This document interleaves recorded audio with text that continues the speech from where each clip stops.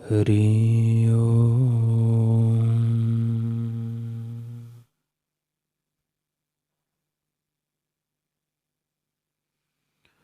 हरि ओम।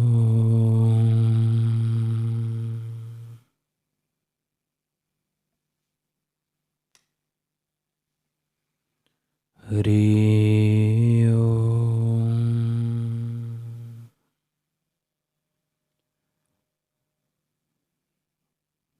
ओम श्री सद्गुरु परमात्मने नमः। श्री योग वशिष्ठ महारामायण। मनु बोले, हे राजन,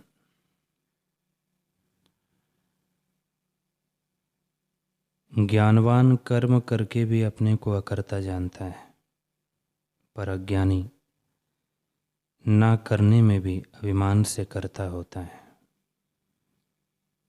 जो देह और इंद्रियों से करता है और उसके अभिमान से रहित है, वह अकर्ता है। जो पुरुष इंद्रियों का संयम करता है पर मन में विषय के भोग की तृष्णा रखता है, जिसका अंतःकरण राग द्वेष से मूढ़ है और बड़े बड़े कर्मों को करता और दुखी होता है, वह मिथ्याचारी है। जो पुरुष हृदय में राग द्वेष से रहित है पर कर्म इंद्रियों से चेष्टा करता है, वह विशेष ज्ञानी है। अपनी जान कुछ नहीं करता, वह मोक्ष पाता है। हे राजन, अज्ञान रूप वासना से रहित होकर विचर। जो ऐसे होकर विचरेगा तो अपने को ज्यों का त्यों आत्मा जानेगा, अपने को सदा उदय रूप सबका प्रकाशक जानेगा और जन्म मरण बंधन मुक्ति विकार से रहित ज्यों का त्यों आत्मा भासित होगा। हे राजन, उस पद को पाकर तू शांति पावेगा। अन्य सब कला विशेष अभ्यास बिना नष्ट होती है। जैसे रस बिना वृक्ष चाहे फैलने वाला हो तो भी उगता नहीं, ज्ञान कला अभ्यास के बिना नहीं उपजती और उपज कर फिर नष्ट नहीं होती। जैसे धान बोते हैं तो वे दिन प्रतिदिन बढ़ने लगते हैं, वैसे ही ज्ञान कला दिन प्रतिदिन बढ़ती है। हे राजन, ज्ञान उपजने से जीव ऐसे जानता है कि मैं न मरता हूँ न जन्मता हूँ, निरंकार निष्किंचन रूप सबका प्रकाशक अजर और अमर हूँ। हे राजन, ऐसे ज्ञान कला पाकर जीव मोह को नहीं प्राप्त होता। जैसे दूध से दही बनकर वह फिर दूध नहीं होता, और जैसे दूध को मथ कर घृत निकालो तो फिर घृत नहीं मिलता, वैसे ही जिसकी ज्ञान कला उदय हुई है उसे फिर मोह नहीं स्पर्श करता। हे राजन, अपने स्वरूप में स्थित होकर और को त्याग करने का नाम पुरुष प्रयत्न है। जिस पुरुष को आत्मा की भावना हुई है वह संसार समुद्र से पार हुआ है, पर जिसको संसार की भावना है वह संसारी जरा और मृत्यु के दुख पाता है।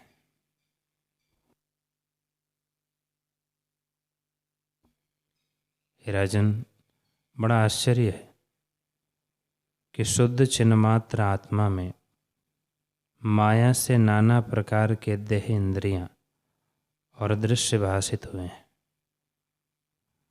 हे राजन, दृश्य का कारण अज्ञान है।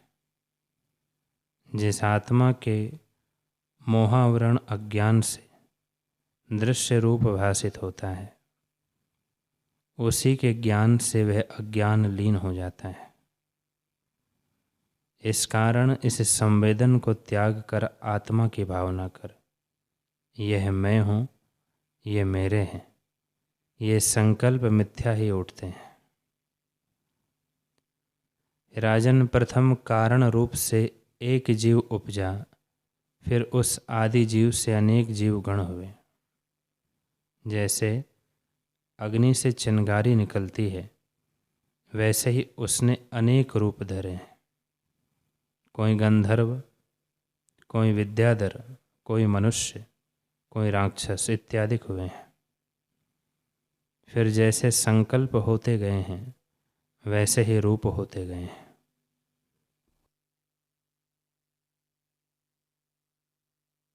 वास्तव में जैसे जल में तरंग स्वरूप के प्रमाद से अनेक भाव को प्राप्त होते हैं, वैसे ही अपने संकल्प अपने को ही बंधन होते गए हैं। इससे संकल्प नानत्व की कल्पना मिथ्या है। हे राजन, इस भावना को त्याग कर आत्मपद को प्राप्त हो। आत्मा अनंत है। यह विश्व भान और प्रकार का होता है। जैसे समुद्र सम है, पर उसमें कई आवर्त तरंग और बुलबुले उठते हैं, सो जल से भिन्न नहीं। वैसे ही आत्मा में अनेक प्रकार का विश्व जो दिखता है, सो आत्मा से भिन्न नहीं, आत्मस्वरूप ही है। इससे आत्मा की भावना कर। कहीं ब्रह्म सत्य संकल्प होकर स्फुरित होता है तो जानता है कि मैं ब्रह्म शुद्ध रूप और सदा मुक्त रूप हूँ और इस संसार समुद्र से पार हो गया। जहाँ चेतन शक्ति है, वहाँ अपने को जीता जानता है और दुखी भी जानता है। अंतःकरण से मिलकर भोग की भावना करना और सदा विषय की तृष्णा करना जीवात्मा का लक्षण है। जहाँ वासना क्षय हुई और शुद्ध आत्मा प्रत्यक्ष हुआ, वहाँ जीव संज्ञा नष्ट हो जाती है और केवल शुद्ध आत्मा प्रकाश पाता है। हे राजन, चैतन जब अंतःकरण से मिलकर बहिर्मुख होता है, तब संसारी होकर जरा मरण से दुखी होता है, और जब चेतन शक्ति अंतर्मुख होती है, तब जन्म मरण की भावना को त्याग कर स्वरूप की भावना करता है, जिससे सब दुखों की निवृत्ति होती है। जब इसकी भावना स्वरूप की ओर लगती है, तब कोई दुख नहीं रहता, और जब इसे स्वरूप का प्रमाद होता है, तब यह दुख पाता है। स्वरूप के ज्ञान से आनंद रूप मुक्त होता है। हे राजन, तो संसार रूपी कूप की गगरी ना हो। जब गगरी रस्सी से बंधती है, तो कभी ऊपर को जाती है और कभी नीचे, पर जब रस्सी टूट जाती है, तब ना ऊपर को जाती है और ना नीचे को। कूप क्या है, नीचे क्या है और ऊपर क्या है, यह भी सुन। हे राजन, यह संसार ही कूप है। स्वर्गलोक ऊपर है और नरक नीचे है। जीव पुण्य कर्म से स्वर्ग और पाप कर्म से नरक को जाता है। इसी प्रकार आशा रूपी रस्सी से बंधा हुआ जीव जन्म मरण रूपी चक्र में फिरता है। स्वर्ग और नरक में फिरने का कारण आशा है। जब आशा निवृत्त होती है, तब न कोई नरक है न स्वर्ग। जब तक देह में अभिमान है, तब तक नीच से नीच गति को प्राप्त होता है। जैसे पत्थर की शिला समुद्र में डालो तो नीचे से नीचे चली जाती है, वैसे ही नीच स्थानों को देखकर देहाभिमानी नीचे को चला जाता है। जब इंद्रिय आदि का अभिमान त्याग करता है, तब जैसे क्षीर समुद्र से निकलकर चंद्रमा नीचे से ऊपर को चला गया है, वैसे ही ऊपर को जाता है। हे राजन, यदि आत्मा की भावना करेगा तो आत्मा ही होगा। इससे आशारूपी फांसी को तोड़कर शांत पद को प्राप्त हो। आत्मा चिंतामणि की तरह है, जैसी भावना कीजिए वैसी ही सिद्धि होती है। यदि तो आत्म भावना करेगा तो संपूर्ण विश्व अपने में देखेगा। जैसे पर्वत शिला और पत्थर को अपने में देखता है, वैसे ही तू भी सबको आत्मा जानेगा।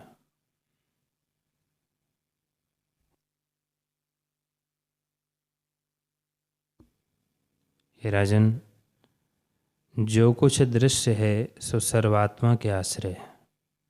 शास्त्र और शास्त्र दृष्टि सब आत्मा के आश्रय है। राजा भी आत्मा के आश्रय है। वह सर्व सत्य आत्मा चिंतामणि कल्प वृक्ष है। जैसी कोई भावना करता है वैसी सिद्धि होती है। हे राजन, स्फुरण में यह सब दृश्य सत्य है। जब स्फुरण नष्ट होता है तब न कोई शास्त्र है और न कोई दृष्टि। जब केवल अद्वैत आत्मा है तब निषेध किसका कीजिए और अंगीकार किसको करिए। जो पुरुष अहंकार से रहित हुआ है वह सर्वशास्त्र दृष्टि पर विराजता है और सर्वात्मा होता है। जैन उसी को जिन कहते हैं और कालवादी उसी को काल कहते हैं। सबका आश्रय आत्मा है।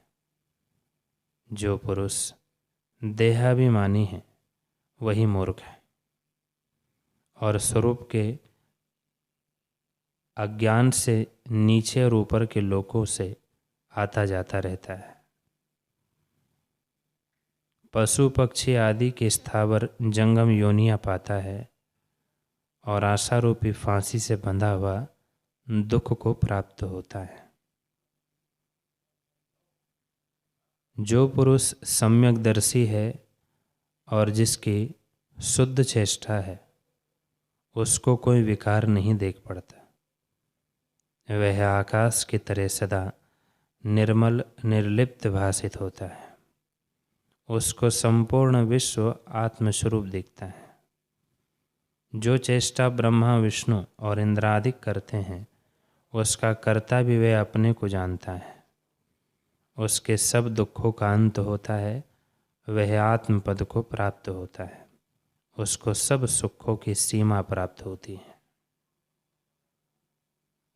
हे राजन, जैसे नदी तब तक चलती है जब तक समुद्र को नहीं पाती, पर जब समुद्र को पहुंच जाती है तब नहीं चलती, वैसे ही जब तू आत्मपद को प्राप्त होगा तब कोई इच्छा तुझे ना रहेगी। हे राजन, तू अहंकार का त्याग कर अथवा ऐसा जान कि सब मैं ही हूँ। जरा मरण आदि दुख तब तक है जब तक आत्मबोध नहीं होता। जब आत्मबोध होता है तब कोई दुख नहीं रहता। दोनों ही दुख भारी है, पर ज्ञानी को इंद्र के वज्र समान दुख भी स्पर्श नहीं करता। हे राजन, जैसे पेड़ से सूख कर फल गिरता है उसी प्रकार जब ज्ञान रूपी फल प्राप्त होता है तब मन बुद्धि अहंकार पेड़ की तरह गिर पड़ते हैं। जब तक मन की चपलता है तब तक दुख पाता है। जब मन की चपलता निवृत्त होती है तब कोई क्षोभ नहीं रहता और शांत पद को प्राप्त होता है। शांति तब होती है जब प्रकृति का वियोग होता है। प्रकृति के संयोग से संसारी होता है और दुख पाता है। इससे प्रकृति को त्याग दे, अर्थात अहंकार से रहित होकर चेष्टा कर।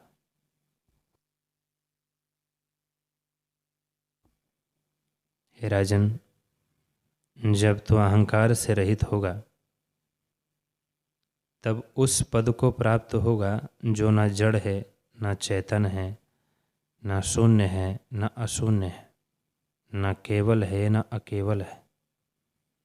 उसे न आत्मा कह सकते हैं न अनात्मा। वह न एक है न दो। जो कुछ नाम है सो प्रतियोगी से मिले हुए हैं। प्रतियोगी होकर द्वैत होता है, पर आत्मा अद्वैत है, जिसमें वाणी की गति नहीं।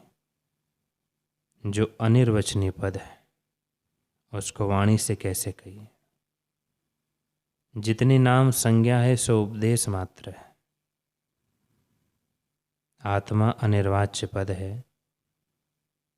इससे संकल्प का त्याग करके आत्मा की भावना करो। जब तो आत्म भावना करेगा तब केवल आत्मा ही प्रकाशित होगा।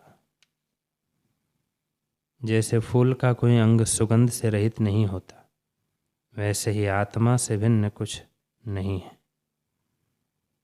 हे राजन, जब अहंकार का त्याग करेगा तब अपने आप शोभायमान होगा और आकाश की तरह निर्मल आत्मा में स्थित होगा। अहंकार को त्याग कर उस पद को प्राप्त होगा जहाँ शास्त्र और शास्त्रों के अर्थ नहीं पहुँचते, जहाँ संपूर्ण इंद्रियों के रस लीन हो जाते हैं और सब दुख नष्ट हो जाते हैं। तब केवल मोक्ष पद को प्राप्त होगा। हे राजन, मोक्ष किसी देश में नहीं कि वहाँ जाकर पावे, ना किसी काल में ही कि अमुक काल आवेगा तब मुक्त होगा। और मोक्ष ना कोई पदार्थ ही है कि उसको ग्रहण करेगा। केवल अहंकार के त्याग से मोक्ष होता है। जब तो अहंकार का त्याग करेगा तभी मोक्ष है। जब तो इस अनात्म अभिमान को त्यागेगा तब अपने आप शोभायमान होगा। जैसे धुआं बिना अग्नि प्रकाशमान होती है, वैसे ही अहंकार बिना तो प्रकाशित होगा। जैसे बड़े पर्वत पर निर्मल और गंभीर तालाब सोता है, वैसे ही तू सोहेगा। हे राजन, तू अपने स्वरूप में स्थित हो।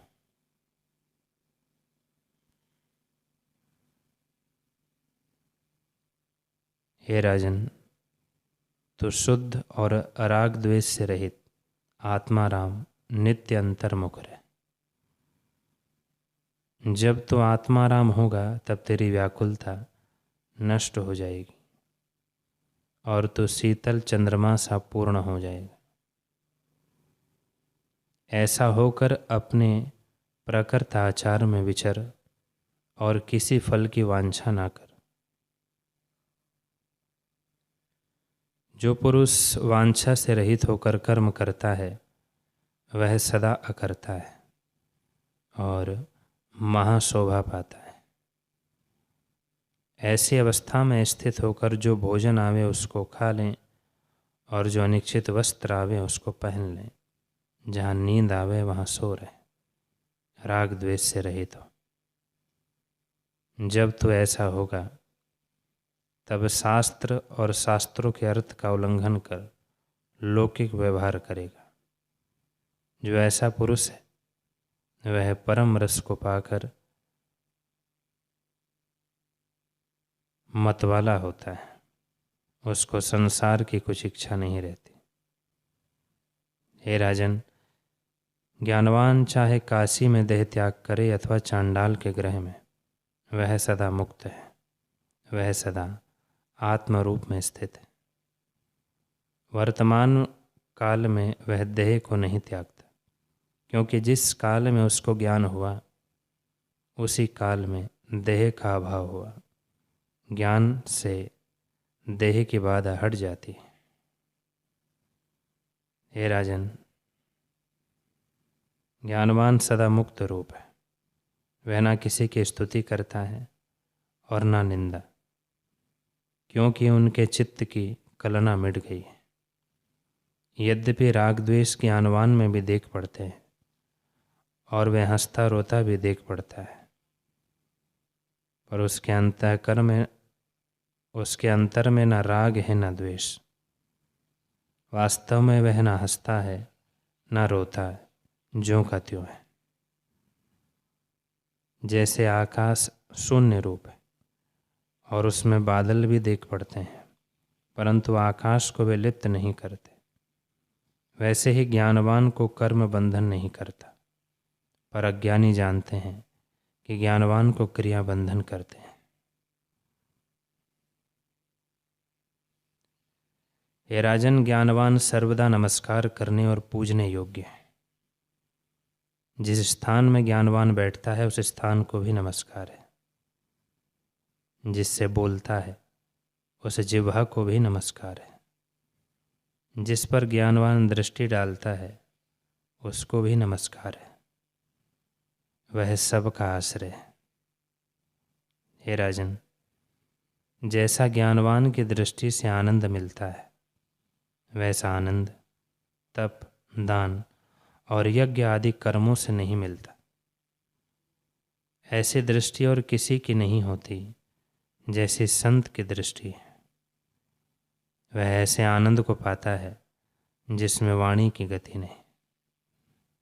जो पुरुष संत की दृष्टि को पाकर सुखी होता है, उससे लोग दुख नहीं पाते और लोगों से वह दुखी नहीं होता। वह ना किसी का भय करता है, ना किसी का हर्ष करता है। हे राजन, सिद्धि पाने का सुख अल्प है, क्योंकि उड़ने की सिद्धि पाई तो अनेक पक्षी उड़ते फिरते हैं। इससे आत्मज्ञान तो नहीं मिलता, और आत्मज्ञान बिना शांति नहीं होती। जब आत्मज्ञान प्राप्त होता है तब जरा मृत्यु आदि दुख से मुक्त होता है और कोई दुख नहीं रहता। जैसे पिंजरे से छूटा सिंह फिर पिंजरे के बंधन में नहीं पड़ता, वैसे ही वे पुरुष अज्ञान रूपी पिंजरे में नहीं फंसता। हे राजन, इससे तो आत्मा की भावना कर, जिससे तेरे दुख नष्ट हो जाए। अज्ञान से तुझे दुख दिखते हैं, अज्ञान से रहित सदा आनंद रूप है। इससे अनुभव रूप आत्मा में स्थित हो। जब तो आत्मा में स्थित होगा, तब जैसे शुद्ध मणि के निकट श्वेत, रक्त, पीत, श्याम आदि रंग रखिए तो वह उनके प्रतिबिंब को ग्रहण करती है, पर कोई रंग उसे स्पर्श नहीं करता। वे कल्पित से भासित होते हैं। वैसे ही तू प्रकृत आचार को अंगीकार करता रहेगा।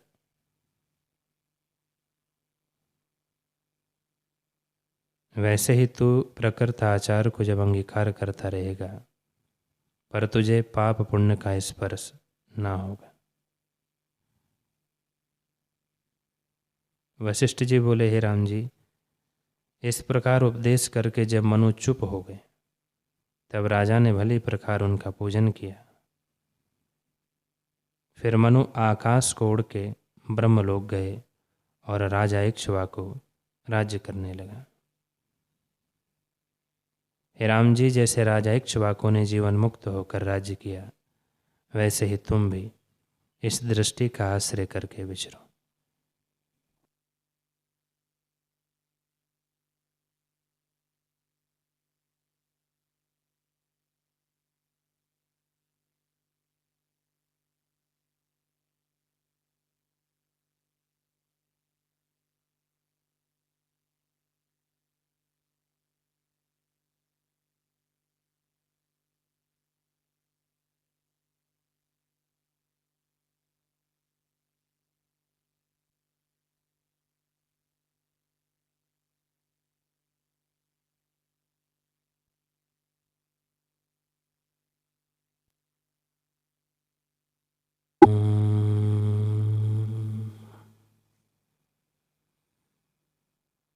हरि ओम।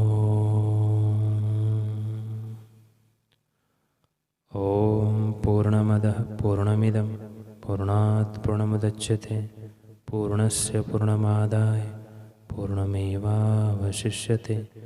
ओम शांति शांति शांति। श्री सद्गुरुदेव भगवान की जय।